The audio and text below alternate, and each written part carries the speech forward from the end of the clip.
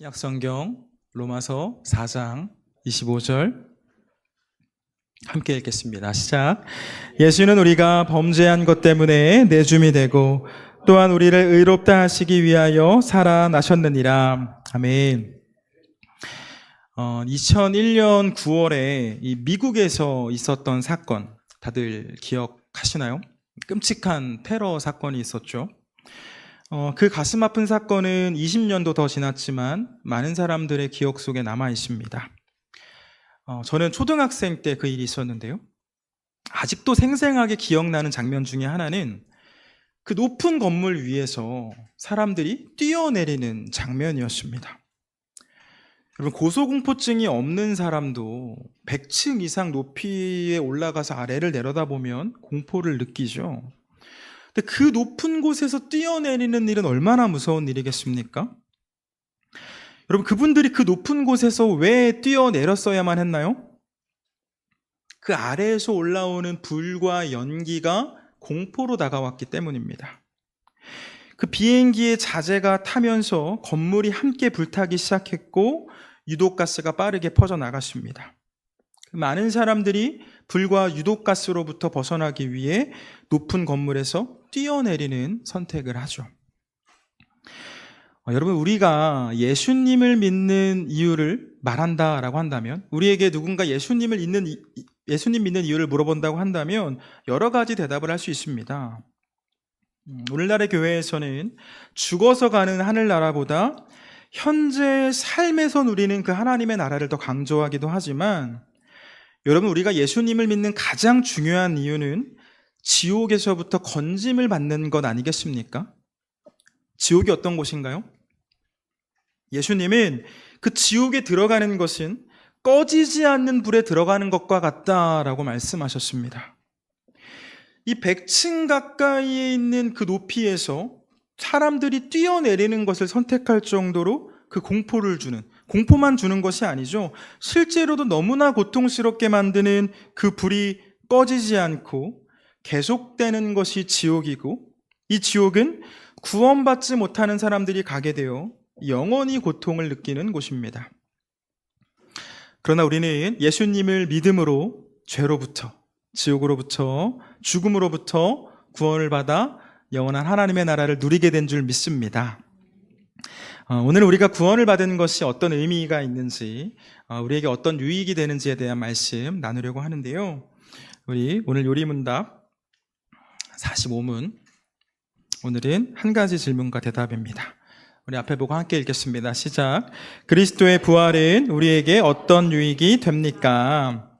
첫째, 그리스도는 부활하셔서 죽음을 이기셨고 그의 죽으심으로 얻으신 의를 우리에게 나누어 주셨습니다. 둘째, 그의 능력으로 인해 우리도 부활하여 새로운 생명을 얻게 될 것입니다. 셋째, 그리스도의 부활은 우리에게 영광스러운 부활이 있다는 확실한 보증이 되어 주십니다. 아멘. 여러분, 사실 우리는 지옥에서, 즉 이 꺼지지 않는 불 가운데에서 영원히 고통을 받아야 할 인생들이었습니다. 처음 사람이 마귀의 유혹에 넘어간 이후로 죄를 지었고, 그 이후에 태어난 사람들은 하나같이 하나님 앞에서 모두 다 범죄했기 때문에 죄의 형벌이었던 영원한 죽음을 판결로 받아야 했습니다. 그러나 죄 없으신 예수님께서 이 땅에 오사 세례를 받으심으로 죄인들의 대장이 되어주셨고, 우리를 대신하여 죽어주심으로 우리에게 있는 모든 죄값을 다 치러주셨습니다. 그리고 다시 살아나셔서 부활의 첫 열매가 되셨고, 예수님 안에 있는 우리 역시 신령한 몸을 입고 영원을 살아가게 하셨죠. 우리 신약성경 고린도전서 15장 20절에서 22절 말씀, 고린도전서 15장은 부활에 대한 말씀이 있는데요, 우리 20절에서 22절까지 한 목소리로 읽겠습니다. 시작. 그러나 이제 그리스도께서 죽은 자 가운데서 다시 살아나사 잠자는 자들의 첫 열매가 되셨도다. 사망이 한 사람으로 말미암았으니 죽은 자의 부활도 한 사람으로 말미암는도다. 아담 안에서 모든 사람이 죽은 것 같이 그리스도 안에서 모든 사람이 삶을 얻으리라. 아멘. 성경은 그리스도 안에 있는 모든 사람이 생명을 얻을 것이라고 말씀합니다. 우리 그 아래 42절에서 44절까지 말씀도 함께 읽겠습니다. 시작.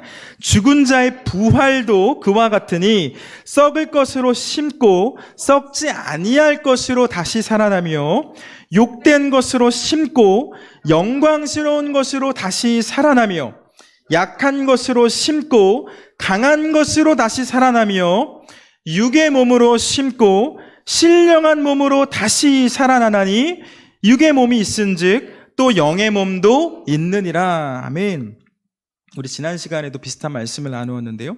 우리 몸은 죽어서 이 흙으로 돌아가겠지만 이 죽음은 영원으로 가는 관문일 뿐입니다. 우리의 영은 죽음 이후에 신령한 몸으로 부활하게 되는데 그 몸은 썩지 않고 영광스러우며 강한 몸이라고 성경은 말씀합니다. 여러분, 예수님의 부활은 우리 죄가 모두 용서를 받았고 나아가 우리도 영원한 생명을 살 것이라는 증표가 됩니다. 이 예수님의 구속사건, 대속사건은 우리를 대신해서 십자가에서 죽임을 당하신 사건이죠. 우리를 대신해 죽어주셨습니다. 우리가 죽어야 했는데 그 죄의 값을 우리가 치렀어야 했는데, 죄인인 우리가 치렀어야 했는데 예수님께서 대신 치러주신 거죠. 그런데 우리가 죽음으로써 치러야 할 그 값을 모두 치렀다면 이것을 증명해야 하지 않겠습니까? 한번 생각해 볼까요? 우리 각자에게 빚이 한 1억쯤 있다고 생각해 봅시다. 1억은 열심히 일하면 갚을 수도 있으니까 한 100억쯤 있다고 생각해 보겠습니다. 100억. 뭐 어떤 우리가 대단히 큰 일을 해서 빚을 져가지고 다시 이 사업을 성공하면 갚을 수 있는 그게 아니라 지금 현재 우리 상황에서 우리의 능력에서 각 개인에게 빚이 100억 정도 있다고 생각을 해봅시다. 숨이 막히죠. 갚을 수가 없습니다. 그런데 그 빚을 누군가 대신 갚아주겠다고 이야기합니다. 이 빚을 갚아주는데 어떠한 조건도 없습니다. 그저 우리를 사랑하기 때문에 갚아주겠다라고 이야기를 하는 거죠. 그리고는 말로만이 아니라 진짜로 갚아줬습니다. 하루아침에 내게 있던 모든 빚이 다 청산된 겁니다. 그럼 기쁨의 잔치를 열어야 하지 않겠습니까? 새로운 삶이 시작이 된 거죠. 자, 그런데 여러분, 이제 빚을 다 갚고 사랑하는 사람들을 다 초대해가지고 막 늦은 시간까지 잔치를 하고 맛있는 음식을 나누어 먹은 다음에 이제 달라질 내일을 기대하면서 잠에 들었는데 누군가 나를 깨우는 겁니다. 이 채권자가 칼을 내밀면서 100억을 안 갚으면 죽이겠다라고 말을 하는 거죠. 막 영화에서 보는 것처럼 막 몸을 막 의자에 묶어놓고 잘 잤어? 오래 자더라. 내 돈 빌려가 놓고 잠이 오니? 100억 갚아, 빨리 갚아, 언제 갚을 거야? 막 이렇게 얘기를 하는 거죠. 얼마나 소름 끼칠 일입니까? 증명하지 않으면 방법이 없죠. 무슨 소리 하는 거냐고, 빚 다 갚지 않았냐고, 나를 사랑하는 사람이 다 갚아줬다라고 이야기해도 소용없습니다. 의미 없습니다. 영수증이 있어야 되죠, 영수증이. 근데 만약 그 순간에 그 빚을 대신 갚아준 사람이 나타나서 당신 지금 뭐 하는 거냐고, 여기 빚 갚은 영수증 있지 않냐라고 그 증거를 내밀면 어떨까요? 상황이 역전되겠죠. 영수증이 나오는 그 순간부터 채권자로부터 진정한 자유가 시작됩니다.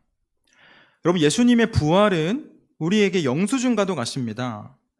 죄 없으신 예수님께서 우리를 대신해 십자가에 못 박혀 죽으심으로 우리가 치러야 할 그 죄의 값을 모두 치러주셨습니다. 예수님께서는 우리를 너무나 사랑하셨기 때문에 어떠한 대가도 요구하지 않으셨고 우리가 당해야 할 고통을 모두 당하시고 죽임을 당하셨죠. 거기서 끝이 아닙니다. 예수님께서 다시 살아나심으로, 죽음을 이기시고 다시 살아나심으로 그 당신의 죽음이 당신의 죄 때문이 아님을 증명하셨고 동시에 인류의 모든 죄값을 치르신 사건임을 증명하신 겁니다. 우리 오늘 본문 말씀 다시 한번 읽어볼까요? 로마서 4장 25절 함께 읽겠습니다. 시작. 예수는 우리가 범죄한 것 때문에 내줌이 되고 또한 우리를 의롭다 하시기 위하여 살아나셨느니라. 아멘. 예수님은 우리가 범죄한 것 때문에, 곧 우리 때문에 내줌이 되었고, 우리를 의롭다 하시기 위해서, 곧 우리를 위해서 다시 살아나셨습니다. 같이 해볼까요? 우리 때문에, 우리의 죄 때문에, 우리를 위하여, 우리를 의롭다 하시기 위하여. 아멘. 예수님께서는 죄 많은 우리 때문에 십자가를 지었고 우리를 위하여 다시 부활하사 죄 많던 우리에게 죄 없다, 의롭다 라고 말씀해 주셨습니다. 확실한 무죄 판결인 거죠. 그 증인이 살아 있습니다. 예수님 안에 있는 우리는 그 심판의 때에 하나님으로부터 무죄 판결을 받고 하나님 나라에서 영원히 살아갈 수 있게 되었습니다. 할렐루야. 여러분, 우리가 살아가고 있는 이 시대에 우리 문화에서 죄, 이 지옥과 같은 단어는 좀 낯설고 부정적으로 다가옵니다. 성도님들에게도 마찬가지이죠. 죄라는 단어, 지옥과 같은 말들은 마치 광신도들이 이야기하는 것처럼 생각하지만 결코 그렇지 않습니다. 저와 여러분이 영생을 바라보지 못하도록 하는 사탄의 이 시대의 계략입니다. 여러분, 천국과 지옥은 분명히 있고 영생도 분명히 있습니다. 예수님을 영접하지 않고 죄인된 삶을 살아가는 이들에게는 분명한 심판이 있고 그 영원한 형벌에 처하게 되면 꺼지지 않는 불 속에서 영원히 고통받아야 합니다. 오해하지 말 것은 지금부터 우리가 어떤 특별한 잘못을 해야 지옥에 가는 게 아닙니다. 그냥 내가 가던 길을, 이 죄로 물든 옛사람이 이끄는 길을 가다 보면 이 내리막길과 같이 편한 길을 계속해서 걷다 보면 그 길의 끝에는 지옥이 있습니다. 그러나 우리가 예수님을 영접하고 삶을 돌이키면, 생각을 돌이키면, 회개하게 되면 우리는 심판의 때에 구원을 받아 신령한 몸을 입고 영생하게 될 줄 믿습니다. 하나님께서 통치하시는 그 하나님의 나라, 우리를 위해 예비하셨고 주님께서 우리와 함께 하시는 그 나라에서의 영원한 삶이 시작되는 거죠. 우리 요한계시록 21장 4절 말씀 함께 읽겠습니다. 시작. 모든 눈물을 그 눈에서 닦아주시니 다시는 사망이 없고 애통하는 것이나 곡하는 것이나 아픈 것이 다시 있지 아니하리니 처음 것들이 다 지나갔음이로라. 아멘. 사랑하는 여러분, 눈물도 죽음도 슬픔도 울음도 아픔도 없는 곳에서 우리 모두 영원히 거하게 될 줄 믿습니다. 말씀을 정리합니다. 여러분, 예수님께서는 갑자기 부활하신 게 아닙니다. 예수님께서는 당신의 십자가 그 고난을 예고하실 때 이미 부활도 예고하셨습니다. 부활에 대해서 여러 번 예고하셨는데요. 우리 말씀 한 절만 보겠습니다. 마가복음 8장 31절 함께 읽겠습니다. 인자가 많은 고난을 받고 장로들과 대제사장들과 서기관들에게 버림받아 죽임을 당하고 사흘 만에 살아나야 할 것을 비로소 그들에게 가르치시되. 아멘. 이 누군가를 속이기 위해서 예수님이 죽으신 이후에 그 예수님을 따르던 사람들이 만들어낸 이야기가 아닙니다. 그 예수님을 죽이자고 소리쳤던 자들이 예수님께서 죽으신 이후에 어떤 행동을 합니까? 그 장로들과 대제사장들, 이 바리새인들, 그 빌라도를 찾아가서 예수께서 장사된 그 무덤을 지켜달라고 요구를 하죠. 그 무덤을 막고 있으면 예수님이 다시 살아나는 것을 막을 수 있겠다라고 생각했을지도 모르겠습니다. 빌라도는 그 요청대로 경비병을 보내서 무덤을 지키죠. 여러분, 예수님께서는 우리의 죄를 대속하셨지만 증거가 없으면 사탄은 계속해서 우리를 공격했을지도 모릅니다. 예수가 너 때문에 죽었는지 어떻게 알아? 네 죄값은 네가 치러야지. 그러나 예수님께서는 다시 살아나셔서 우리에게 영생을 증명해 주셨고 승천하셔서 지금 하나님 나라에 계시는 예수님께서는 우리에게 성령님을 보내셔서 여전히 우리가 구원받은 백성임을, 의롭다 여김받는 백성임을 증명해 주고 계십니다. 사랑하는 여러분, 오직 예수님 안에 있을 때만 우리 죄의 문제, 우리 생명의 문제가 해결받을 수 있다라는 사실을 기억하셔서 우리 때문에 십자가를 지셨지만 우리를 위하여 다시 살아나신 그 예수님 바라보시고 예수님 따라가는 저와 여러분 되길 주님의 이름으로 축원합니다.